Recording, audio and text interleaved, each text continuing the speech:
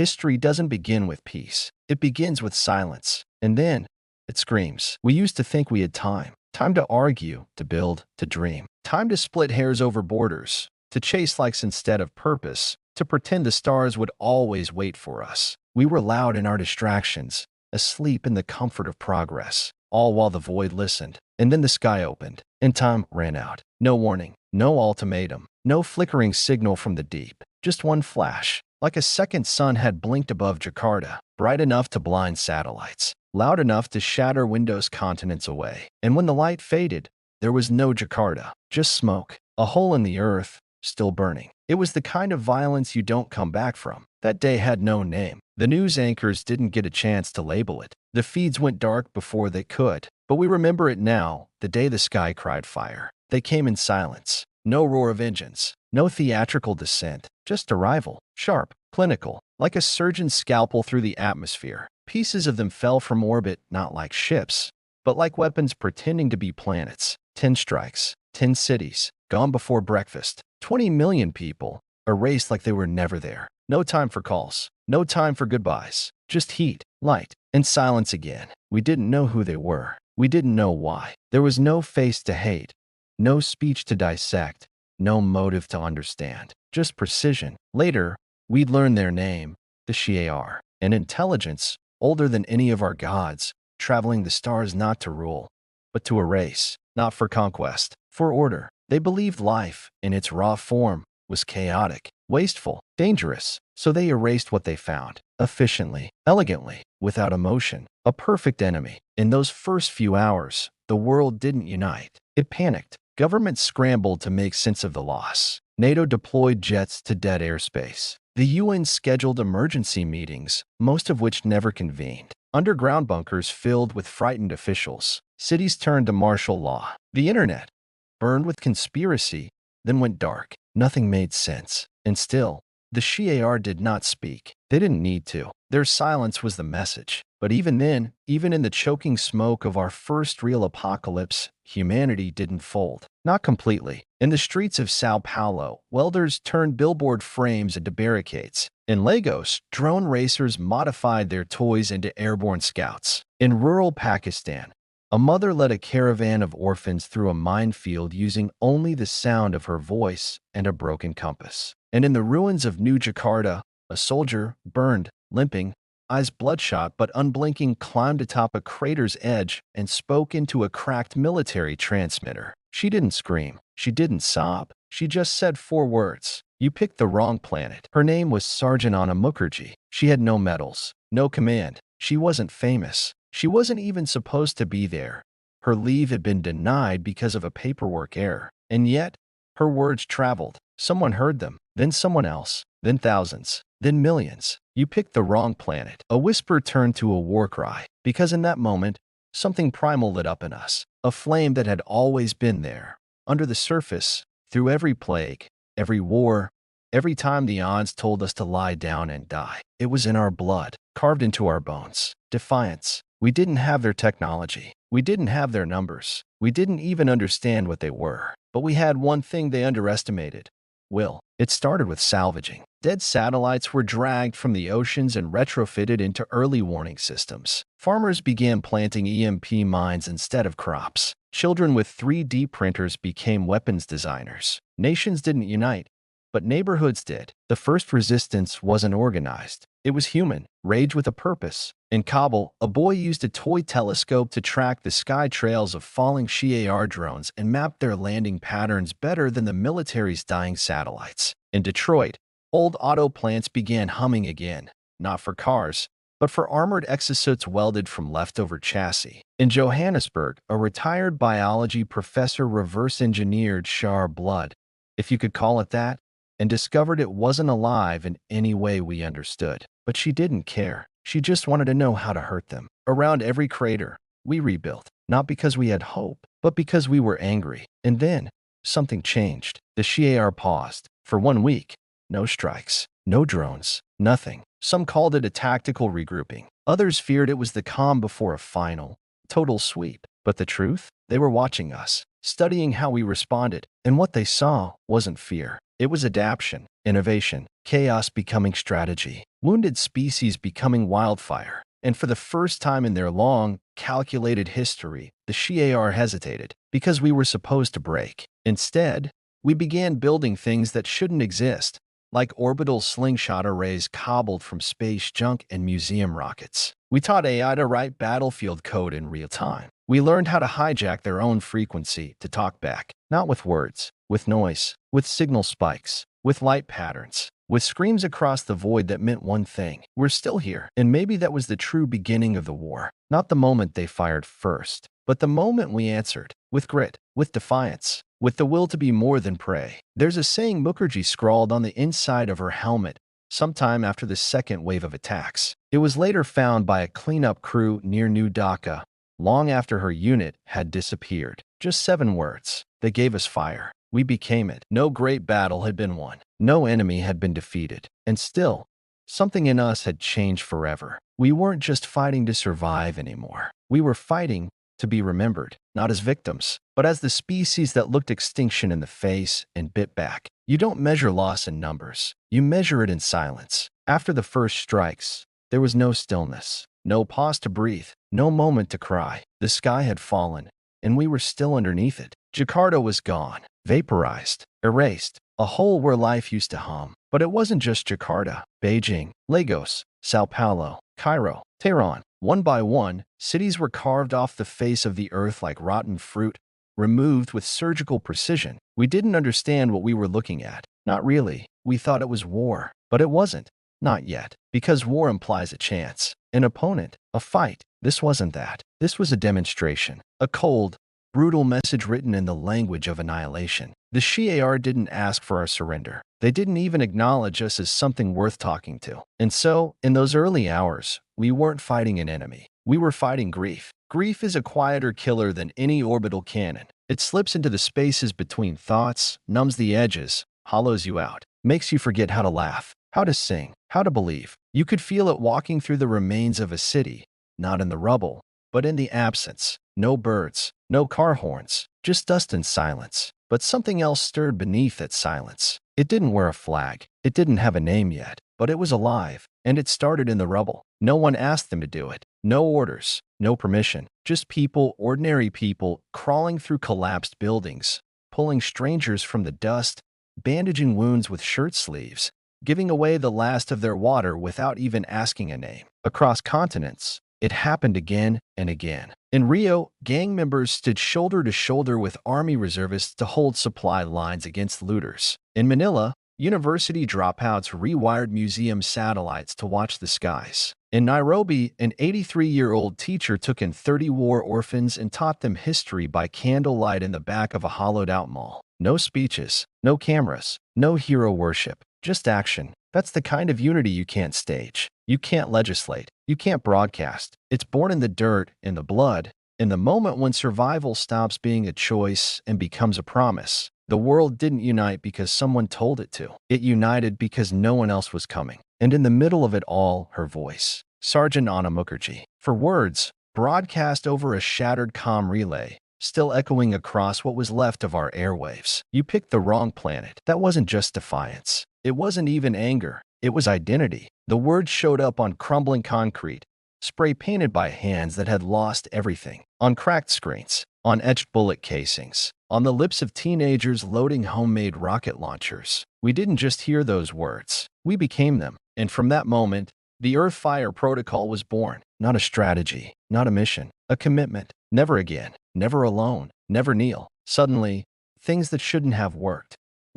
Old tech factories reopened, not to make money, but to make parts. Engineers turned subway systems into underground transport networks. Mechanics became armorers. Poets became propaganda artists. Coders wrote code that killed. The old, the tired, the broken, they didn't step aside. They stepped forward, because every role mattered now. And every act, no matter how small, became resistance. The weapons we made weren't beautiful. They weren't elegant, but they worked. Powered by desperation, fueled by rage, built from car engines, farm tools, hospital machines, whatever we could find. And we didn't wait to be saved. We adapted. In Ankara, a group of teenagers cobbled together a drone jammer using broken microwaves and phone parts. It couldn't last long, a few seconds at most, but it was long enough to bring down a Shi'ar scout, long enough to strike back. In Mumbai, a rogue AI originally meant for traffic control was turned into a battlefield surveillance system. It could predict Shi'ar flight patterns by watching the wind. In Greenland, geothermal drills were retooled into kinetic rail cannons. They tore holes in the sky, and the Shi'ar, for all their intelligence, didn't understand what they were seeing. They didn't understand the strength of improvisation. They didn't understand the power of refusal. War wasn't lines on a map anymore. It was everywhere. In the cramped tunnels of repurposed metros where surgeons stitched flesh under flickering bulbs. In the cornfields where families buried IEDs between rows of withering stalks. In the burned-out classrooms where children learned how to hack alien tech before they learned to read. And always, there was ash. It stuck to your boots, your skin, your lungs. Some people wore it in glass vials around their necks, as if to say, "We remember." And remembering? That became its own kind of rebellion. The Shi'ar didn't speak. They didn't reply. They just watched, measured, adjusted. But they didn't understand. They saw our weapons. They didn't see the way a father held his daughter's hand at the refugee checkpoint and whispered, "You're going to be stronger than me." They didn't see two lovers paint each other's names on their armor because neither expected to come back. They didn't see the children learning how to write with shattered glass on concrete because books were ash and history still mattered. "We don't have their tech," Mukherjee said once, recorded on a scavenged drone camera as she stood at the edge of the Jakarta crater. "But we have will, and it's sharper than any blade." That quote made it onto every screen that still worked, into every data packet that could be smuggled through crumbling servers. And for the first time, the Shi'ar began to pause. Not because we were winning, but because we weren't breaking. We were evolving. Every child hiding beneath rubble with a repurposed radio became part of the fight. Every med student turned field surgeon saving lives with chewing gum and hope. They were soldiers now. Every whispered lullaby, every scream of fury, every breath taken in defiance became a weapon the Shi'ar didn't see coming. Because they weren't fighting just another species anymore. They were fighting meaning. And meaning is unkillable. We didn't win anything that day. There was no counterstrike, no triumph, no flag in the rubble. But in the ashes of Jakarta and every city after, something irreversible happened. We stopped waiting for the future. We became it. We became fire. Every war has a turning point. Ours began with a whisper and ended with a crater on the moon. Before the war, the moon was a symbol of peace, of potential, of every childhood dream aimed at the sky. Humans had walked there once, boots leaving prints in powder and wonder. Poets wrote about it. Artists painted it. Lovers pointed to it. But when the Shi'ar came, the moon stopped being a dream. It became a target. Shi'ar tactical satellites, cloaked, silent, predatory, nested in its orbit, not just watching, calculating. From up there, they coordinated precision strikes, real-time bombardment, hypersonic relay attacks. The moon was their eye, their nerve center. And we were just static on their screen. Until we weren't. It started with a signal, a single pulse from a deep-range radar dish in Patagonia, believed lost in the first wave. But the signal was unmistakable. Movement on the far side of the moon. Something large, something alive. That alone might not have been enough. But Earthfire had been listening. And more importantly, Earthfire had been waiting. Enter Operation Dagger. No one called it that officially. On the books, it didn't exist. But in whispered circles, on bat channels, in the hushed bunkers beneath dead cities, it had a name. And it carried a promise. Strike back, hard, and leave a scar they can't erase. The team chosen wasn't special. At least, not in the old way. No superheroes. No legends. Just survivors. Fighters. People who'd already lost everything. There was Lieutenant Orion Voss, former lunar engineer turned demolitionist. Barely spoke above a growl. Lost both brothers in the fall of Sao Paulo. Said very little, except when it came to explosives. Then he was poetic. Dr. Kalen Ray, exobiologist turned resistance medic, spent the early days sewing shut wounds with fishing line and hope. Her partner died in the Riyadh strike. She hadn't cried since. And Captain Elias Ward, former astronaut, last man to orbit Earth before the skies burned. They pulled him from cryo after the Shi'ar struck Luna base. He opened his eyes and asked, "Did we lose?"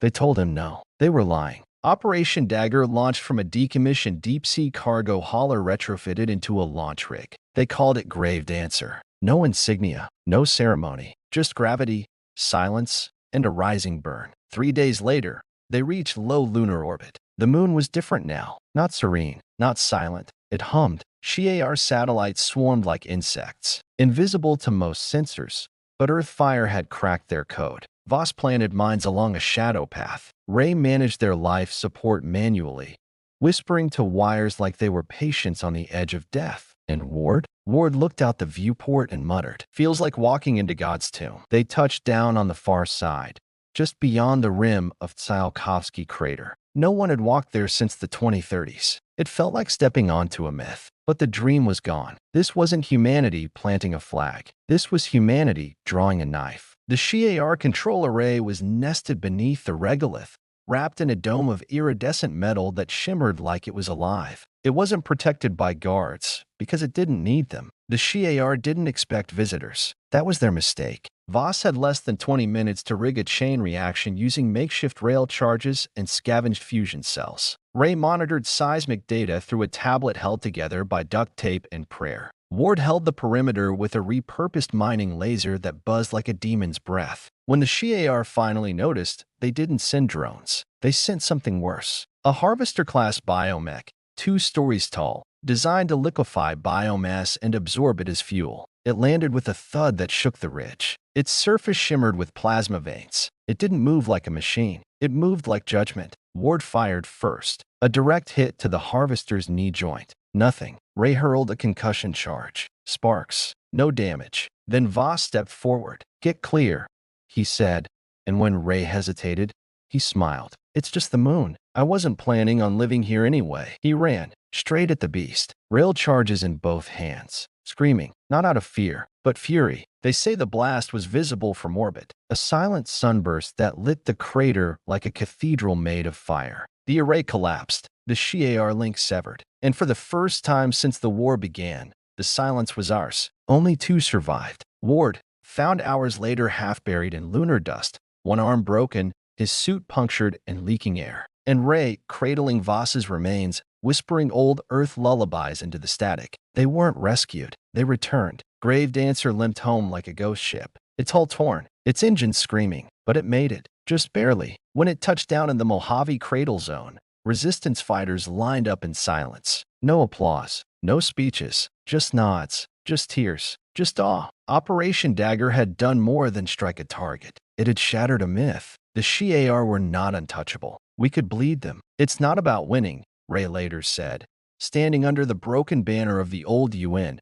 "It's about reminding them that we're still here, and we're not done." That day, people around the world looked up at the moon, and for the first time in a long time, they smiled. Not because it was beautiful, but because there was blood on it, and it wasn't ours. Before a scream, there's always a whisper. After the moon, everything changed. Not because we won. We hadn't. Not even close. But because now the HFY knew something we'd been screaming into the void since day one. We were not afraid to die if it meant they bled. That knowledge made them cautious. And in that caution, we found space. Not peace, but space. The resistance used that sliver of breathing room like oxygen in a vacuum. Earthfire grew, not in numbers, but in depth. The movement that had been duct tape and rage started to evolve. We learned, we adapted, and we listened. Because buried beneath the noise of war, there was something else. Whispers, not rumors, not panic. Something older, stranger. We found the first signal buried in an abandoned Chinese data vault,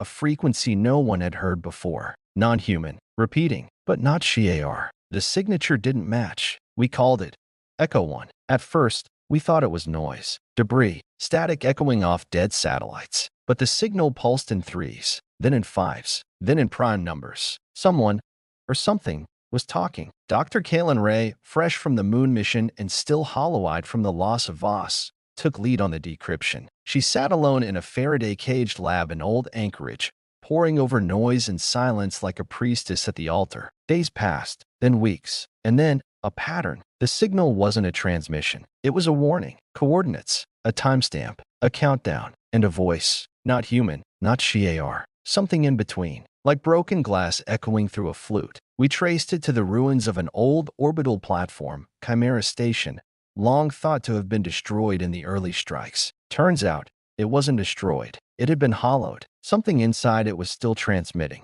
A recon team was formed, No one volunteered. No one had to. They just went. Sergeant Lien Chun, communications prodigy, watched her family vanish in the Shanghai Pulse. Never touched a weapon unless she had to. But her ears could catch patterns no machine could. Milo, Rook, Hannigan, mechanic, stowaway, smuggler. Not a soldier, but the Resistance didn't need soldiers. They needed ghosts. He'd slipped through more ShiAR patrols than he could count. And Javier Costa, former deep space miner. Big hands, bigger heart, said very little, smiled often, carried a wrench the size of a rifle and called it justice. They boarded an old supply skiff called Sparrow's Wake. Its hull was half tape. Its AI stuttered like a drunk storyteller. But it flew, and into the dark they went. Chimera wasn't dead, not completely. As the team approached, its lights flickered, not in welcome, but like it was breathing. Something had taken root inside, something alive. The station was silent, no heat, no signs of ShiAR,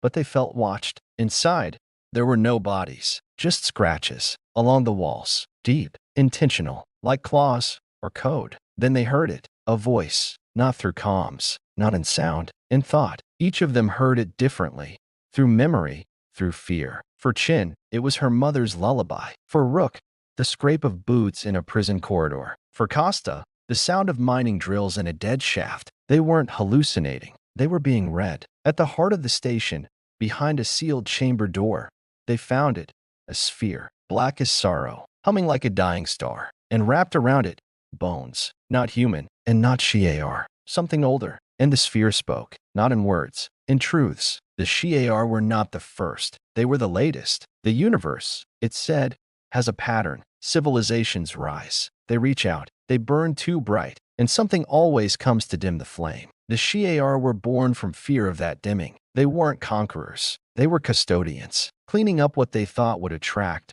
worse. And the sphere, the message, it wasn't a warning about the ShiAR. It was a warning about what comes next. Something follows entropy. Something watches from the edge of light. And it is coming. The team didn't speak on the way back. They just transmitted the data and destroyed Sparrow's Wake, scattered its fragments across the void. The sphere was never recovered. But the message, the voice, remained. You are not alone, but you are not ready. Back on Earth, Ray listened to the transmission alone in the dark. And for the first time in weeks, she wept, not out of fear, but because suddenly the ShiAR didn't seem like the end. They seemed like the beginning.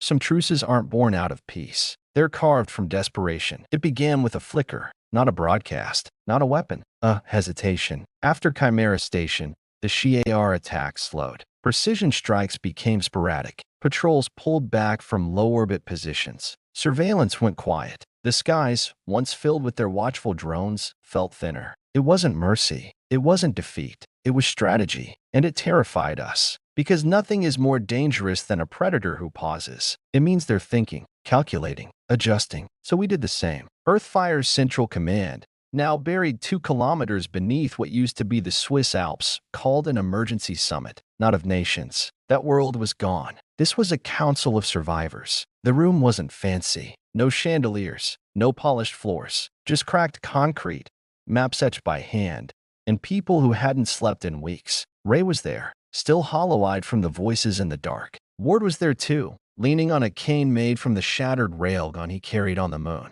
No rank, no politics, just a man with scars who'd earned his seat. And then, the unexpected. The ShiAR came, not in ships, not in fire, in light. A single craft appeared over New Ankara. It didn't attack. It landed. Doors opened. No weapons, no soldiers, just one being, cloaked in light and shadow, its form shifting like smoke beneath glass. We expected a trick. What we got was a voice, not mechanical, not hostile, not even alien. It spoke in perfect Urdu, then Swahili, then Spanish, then English. It said, "We know what you found. Chimera, the sphere, the thing beyond them. The ShiAR weren't here to enslave us. They were here to delay the inevitable. Because they'd seen it before, the pattern, the entropy, the devourer hiding in the dark. They had a name for it. We don't know how to translate it. But Ray called it the Hollow Star. A force, a hunger, not sentient like us, not alive like the ShiAR, just coming, like gravity, like death. A cosmic predator that feeds not on life,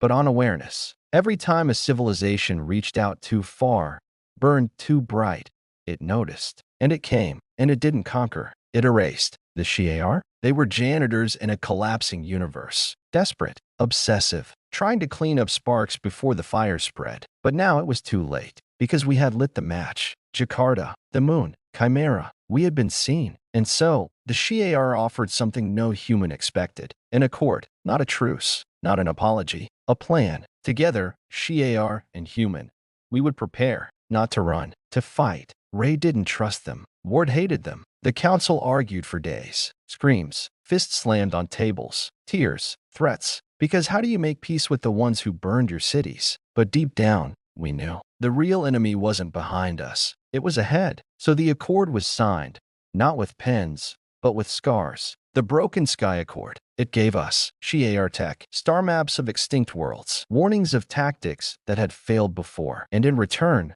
we gave them something they didn't have. Hope. The Shi'ar had never believed they could win, only delay the end. But now, watching us stand, bleed, rise again, they began to wonder. And that wonder, that tiny, fragile ember, was enough to begin something new. Together, we began to build a fleet, a defense, a whisper of resistance that spanned stars. We called it the Ember Line, not a wall, not a shield, a promise. We didn't build a wall, we built a promise, and we lit it on fire. Some said it was impossible, others said it was too late, but we didn't ask permission from probability. We just got to work, because once the Broken Sky Accord was signed, once humanity and the Shi'ar stopped pointing guns at each other and started pointing together into the dark, everything changed. Not all at once, not clean, but fast. It started with fire. The idea came from an old phrase whispered by survivors in crumbling cities. They'll have to burn through us. So we gave them something to burn. The Ember Line wasn't a line in the sand. It was a curtain of defiance, stretched across the edge of Sol's reach, out beyond the orbit of Neptune, where the black starts to feel different, thicker, heavier. That's where we built it. Not a single structure, but a network. Hundreds of orbital platforms, drones, beacons, ships, linked by quantum latticework and Shi'ar neurospatial harmonics. Human ingenuity fused with alien efficiency. Each node pulsed with radiation tuned to confuse the hollow star's long-range feelers,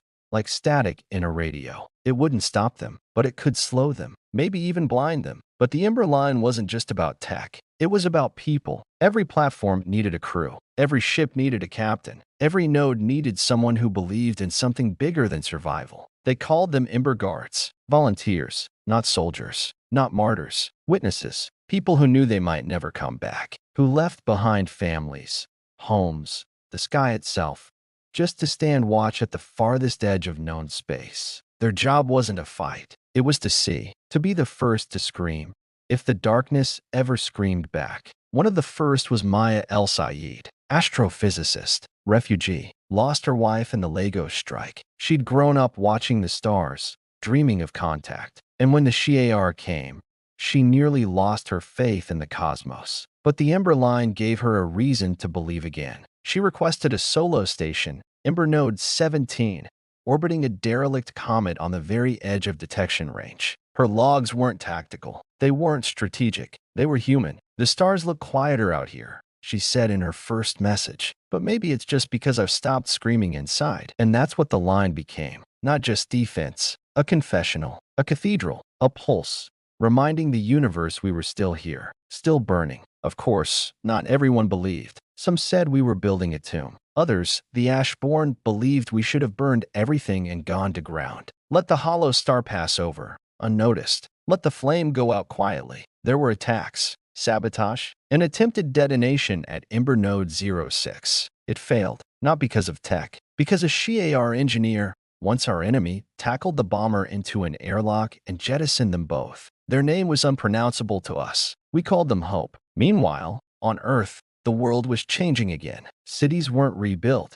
They were reborn, with Shi'ar tech and human stubbornness woven together. Streets that healed themselves, farms grown on skyscrapers, energy that hummed from light and thought. But people didn't forget. The ruins were left standing, not as wounds, but memories. Children grew up learning two histories: the world before the sky broke, and the world after we refused to stay broken. Captain Elias Ward, the man who'd bled on the moon and carried Voss's ghost on his shoulders, was offered a desk. He declined. Instead, he took command of the torchbearer, a long-range Ember cruiser designed to patrol the outermost nodes. He didn't smile much, but his crew followed him like gravity. Because when someone has seen the end of the world and still stands tall, you believe them when they say, "Hold the line." And Ray? Dr. Kaylin Ray became the soul of Earthfire's Ember division. She didn't lead from above. She led from within. She spent nights tuning harmonics with Shi'ar Psion weavers, days counseling Ember recruits, even taught a course called How to Speak in Silence to help crews cope with the isolation that came with guarding the dark. She rarely slept, but she never stopped burning. Then,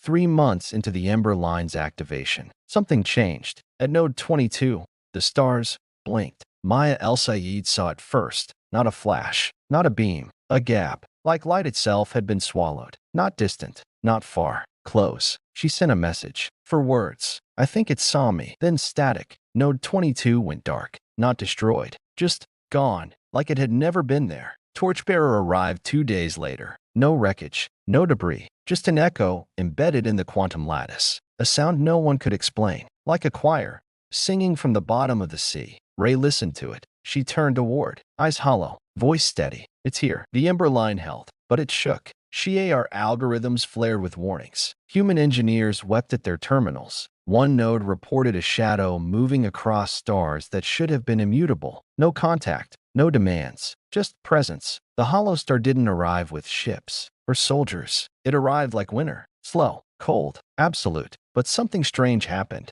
The Ember line didn't break. It sang. The harmonics, tuned by human grief and Shi'ar precision, began to pulse, stronger, brighter, louder. Not a scream, a roar. A billion whispered names, etched into fiber and light, screamed together. We are here, and we remember. The hollow star did not retreat, but it paused, just for a moment. And sometimes, a moment is everything. Some ships are built to fly. Others are built to be remembered. The Ember line didn't collapse, but it wasn't holding anymore either. It was bending, groaning, glowing at the edges like paper held too close to a flame. The hollow star hadn't struck again. It hadn't moved. It hadn't spoken, but we felt it. It wasn't coming like a storm. It was already here, coiled like a serpent just beyond the veil, waiting, watching, learning. So we made a choice, the kind you don't recover from. We stopped building defenses and started building answers. That's where the Ghost Fleet began.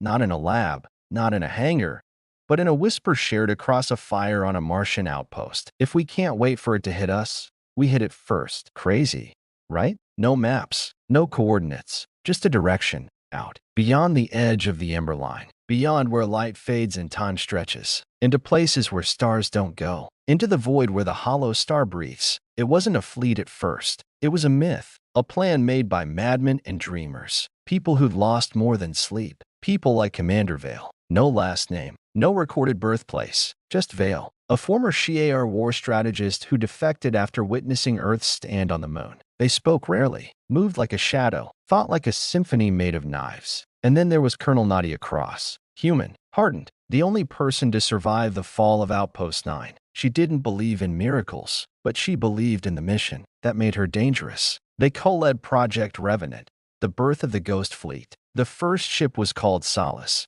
built in secret, fueled by hybrid matterfold reactors, shaped from Shi'ar memory alloys and Earth-forged titanium bones. It looked less like a ship and more like a cathedral built by things that had never seen sunlight. Its crew? Volunteers. Every last one. Pilots, scientists, psychics, priests, poets, engineers. No uniforms. Just people willing to become something less than real to stop something that had never been real. Because here was the truth. The Ghost Fleet wasn't just going into uncharted space. It was going between dimensions, between timelines, between awareness, to find the hollow star before it could reach full perception and sever its sight. The Shi'ar called it thread cutting. Humans called it hitting the monster in its dreams. Commander Vale gave the briefing in a dark room beneath the Pacific, the last place on Earth that still echoed like the old world. They stood at the front. No notes, no screens, just silence. Then, simply, this is not a suicide mission. This is worse. You won't die. You'll be forgotten. The fleet exists outside the frame. No song, no statues. You go to be unmade.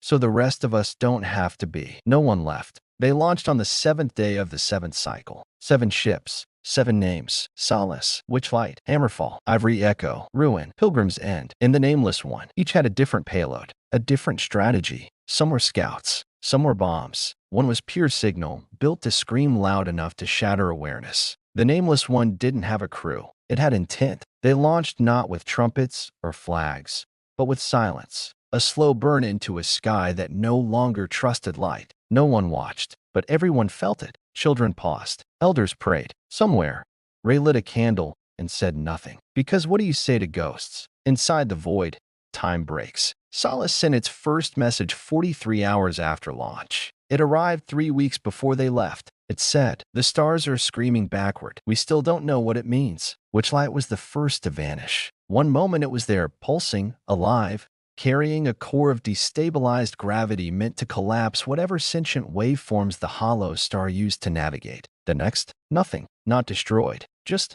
edited, as if someone went back and erased the chalk line it was drawn from. Ruin held out the longest, a mining rig retrofitted into a ramming cruiser, manned by ex-prisoners who volunteered not for redemption, but for vengeance. Its final message was corrupted, but we salvaged a single line. It knows our names now. After that silence, Earthfire tracked what it could. The Ember line trembled. Node 44, Maya El Sayed's former station, began relaying flickers, not words, reflections, memories that weren't ours, songs never written, languages that hurt to hear. Some said the ghost fleet had succeeded. Others said it had changed the hollow star, not stopped it, not broken it, but confused it, like waking a dreamer before they finished the nightmare. Then, one day, months after the last recorded pulse, something returned. A ship, or the shape of one. Ivory Echo, its name flickering like a heartbeat. It drifted into high Mars orbit, silent, dead, but whole, and aboard, one crew member, Nadia Cross, alive, changed. She didn't speak at first, just sat in a field of red dust beneath a broken Martian sky,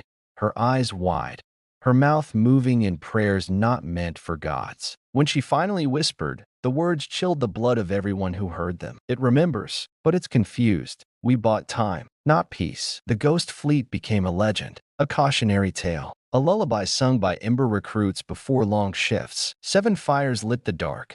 One returned to tell the mark. We don't know where the others went. Some say they're still flying. Some say they never launched at all.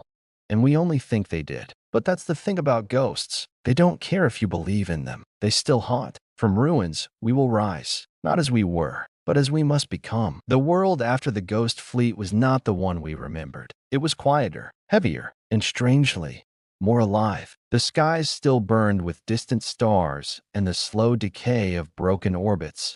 But beneath the smoke and silence, something ancient stirred. Hope. The hollow star had not come. At least, not yet. We had bought time. A few months. A few years. And in that space, something miraculous happened. We began to build again. But this time, the blueprint was different. No more towers scraping sky in arrogance. No more walls meant to keep the world out. This was a blueprint written in scars and ashes. Cities became forests. Ruins became gardens. Skyscrapers, once symbols of control, grew moss and blooms. Earthfire scientists fused Shi'ar biotech with Earth seed banks, weaving living architecture from roots and circuits, buildings that breathed, that healed, that whispered with the wind. And people followed the example. Maya El Sayed, survivor and watcher of Ember Node 17, became a leader in this new world. She did not command armies. She cultivated life. In the cracked soil of old New York, she planted the first Garden of the Ashes, a place where children learned the stories of stars while tending to trees that could sing. Her words echoed through the shattered streets. We are not just rebuilding what was lost. We are growing what was never possible. But rebuilding was not just about Earth. We looked to the stars with fresh eyes. The Ember Line remained our shield. But now, it was also our bridge. A network for exchange, for learning, for sharing hope with Shi'ar allies who no longer hid in shadow. New vessels were constructed, sleek, alive, fueled by hybrid engines that sang with quantum breath. Among them, the Phoenix, flagship of this new fleet, symbol of rebirth. Captain Elias Ward, weathered and worn, stepped aboard the Phoenix for the first time. He no longer carried weapons. Now, he carried a book, old Earth poetry, dog-eared and stained. He spoke softly to his crew. We've been given a chance not just to survive, but to become, to be the spark in the dark that never dies. Yet, the peace was fragile. Whispers from the outer nodes told tales of strange phenomena, stars flickering in impossible patterns, signals twisted into riddles, shadows moving against the light. The hollow star had not forgotten us. It was waiting, watching, learning. In the deepest corridors of Earthfire's rebuilt command, Dr. Kalen Ray worked tirelessly. Her hands traced the patterns left by the ghost fleet, echoes of lost ships and vanished crews. She had a theory. The hollow star was not a singular entity. It was a consciousness, a web woven from the endings of civilizations long past. It fed on awareness, yes, but it also feared it. And so it sought to erase memory itself. Memory, the one thing humans guarded fiercely. Our stories, our love, our pain. Ray believed that memory could be a weapon. If we could anchor ourselves in the stories we carried, in the legacy of those who fought and fell, we might shine bright enough to blind the dark. The rebuilding was more than physical. It was cultural. Music from human and Shi'ar instruments blended into new songs of resistance. Poetry was etched into the walls of living buildings. Children learned the histories of two worlds, bound together not by conquest, but by survival. But even as we reached for the future, the past tugged at us. The hollow star was a reminder that no victory is permanent, that even in ashes, threats linger. The ember line pulsed, ever vigilant. The ghost fleet was gone, but their echoes remained, a promise and a warning. One night, as the rebuilt Earth's twin moons cast silver light over new forests, Maya stood beneath the stars. She whispered, "We are the ashes, and from ashes, we rise." And somewhere beyond the sky, the stars whispered back, "The past never dies. It waits in silence, in shadows, until it can be heard again." The darkness is patient. It does not rush. It does not plead. It waits. And when it whispers, the echoes reach far beyond where light dares to tread. For months, the ember line held. The hollow star's looming presence felt like a weight pressing against the edges of reality, but it never struck. Not directly. Instead, it sent its shadows. It began with the silence. Node 52,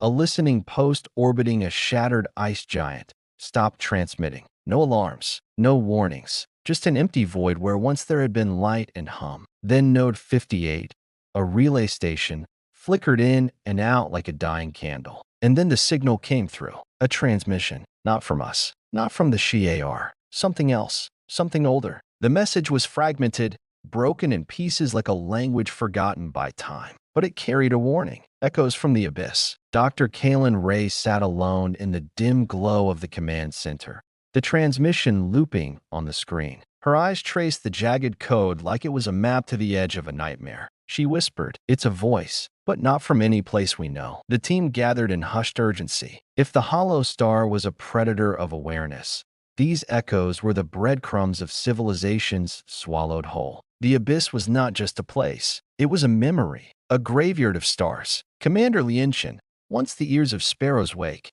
was sent to investigate. Her mission was simple: trace the origin, find what was left behind. What they found was terrifying. A ghost ship, not like the ghost fleet, not alive, not whole. A vessel older than any record, drifting at the edge of the abyss. Its hull scarred by time and space. Inside, no crew, only echoes. Voices that whispered in forgotten tongues. Songs of loss, of hope, of a warning. The ship's logs were shattered fragments. They spoke of a civilization that had reached too far, built wonders that sang with the stars. But in their pride, they had awoken the hollow star. It came not as fire or blade, but as silence. It consumed their history, their memory, their existence, until only the echoes remained. Back on Earthfire, the revelation sparked fear and determination. The hollow star was more than a threat. It was a test, a reckoning. If it fed on awareness, then forgetting was death. Remembering was resistance. Meanwhile, on Ember Node 33, Maya El Sayed received a message, a fragment from the ghost ship's logs, carried on quantum waves. She played the recording. A voice, ancient, trembling, but defiant, spoke. "Remember us. Remember all who light the dark. We are the echoes that refuse to die." Maya closed her eyes. In that moment, the ashes of the past burned brighter. The ember line shifted, no longer just a shield. It became a beacon, a network of memory. Each node now carried stories, songs, names, memories of every lost world, every fallen friend. A song of humanity's defiance woven into the fabric of space. But the hollow star was learning. It responded. Distortions rippled through the lattice. Shadow storms swept across the void, scrambling signals, twisting perceptions. Ember guards reported visions, fleeting glimpses of faces long gone, places never visited. It was a battle not just of ships and weapons, but of minds. Captain Elias Ward led a mission to Node 44, Maya's old station, now flickering with strange energy. The crew faced hallucinations, fears made flesh, but Ward's voice cut through the madness. Hold on to what you know. Hold on to each other. Together, they fought the darkness that sought to erase them. And in doing so, they remembered. They remembered who they were. The past had returned, not to haunt, but to empower. The echoes from the abyss were not just warnings. They were gifts. Lessons etched in loss. Reminders that even in the deepest dark, memory shines. In the darkest night, even the smallest light becomes a beacon for all who dare to hope. The universe holds many secrets. Some are written in the stars, others whispered in silence. But there is one truth no darkness can deny. Even when all seems lost, even when shadows threaten to swallow the last ember, the human spirit burns on. The hollow star was no longer a myth. It was a presence, vast, unknowable, a cosmic hunger that moved beyond light and time. It was coming. Earthfire's command brimmed with tension. The ember line flickered with warnings, nodes collapsing, voices lost in the void, memories slipping through fingers like grains of sand. But humanity did not flinch, because we had learned something precious. To fight the darkness, we did not need to burn brighter alone. We needed to burn together. At the heart of this defiance was the last light, the name given to the final coordinated strike against the hollow star. A fleet unlike any before. A coalition of human and Shi'ar vessels. Old ships, rebuilt and reborn. New ships, alive with hope and fire. And most importantly, crews bound not by fear, but by the fierce determination to survive and to be remembered. Commander Lianshin stood on the bridge of the flagship Solace Reborn, a ship forged from the memories of the original Ghost fleet and fueled by the hybrid fires of 1,000 souls. Her gaze was steady, her voice calm but resolute. We faced the abyss today, not with weapons alone, but with every story, every song, every memory that makes us who we are. The strategy was as bold as it was desperate. The fleet would dive beyond the ember line, into the very heart of the abyss, where the hollow star lurked. There, they would release the memory pulse, a burst of encoded history,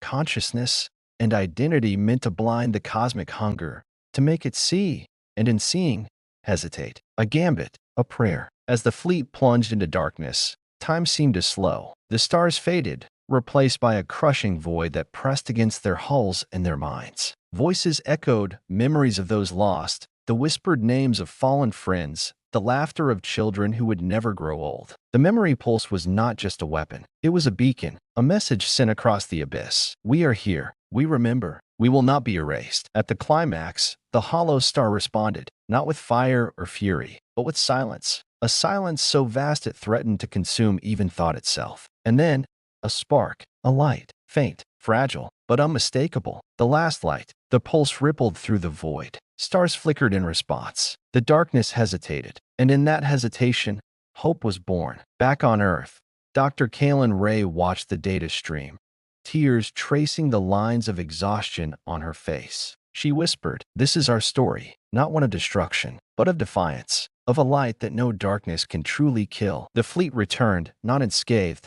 but unbroken. Their sacrifice had bought more than time. It had bought tomorrow. Narrator, soft, victorious. The last light was more than a battle. It was a testament that even against the endless night, humanity will always find a way to shine. The stars remain vast and unknowable. The darkness still waits, but the ember we lit together will never go out, because it carries the voices of all who came before and all who will come after. This is our story. This is our light. This is humanity.